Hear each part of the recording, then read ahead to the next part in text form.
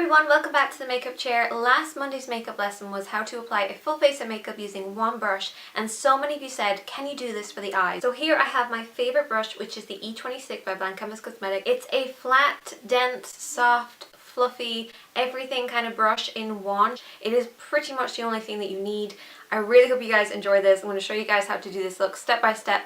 But let's get started. So the very first thing that we want to do is just to prime our eyelids. You can use concealer or you can use a primer. And then our first shadow that we're going to use is called Lace. Go for something quite close to your skin tone. What you want to do is just do little wiggles just to dip it in there, pick up the product. You can tap off the excess. So don't just tap it into the air, because then you can just pick it up again if you need a little bit extra. And then you can apply this all over the lid. And I'm doing just a smooth stroke all over the lid, from the lid right up to the brow bone, and then you can reapply if you need to. You always want to make sure you start off with your lighter shades so that your brush doesn't get dirty. So we're moving up a shade. This is just a matte shadow that's going to go in the crease. When we're applying anything in the crease, what we want to do is just use the very tip of the brush, just tip it in there just like that, just to get it right on here, and then you can work it back slowly back into the crease.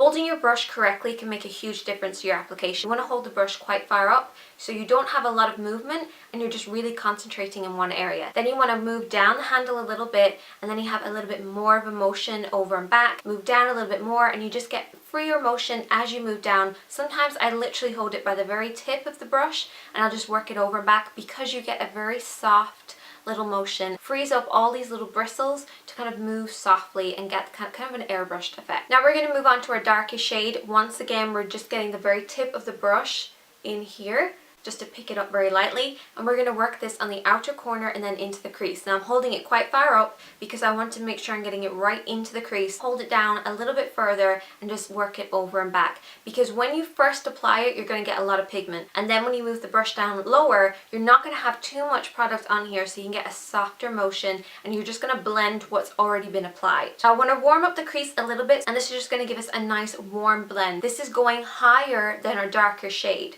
That's the thing that most people kind of get confused with. They tend to put their darker shades too far up in the crease.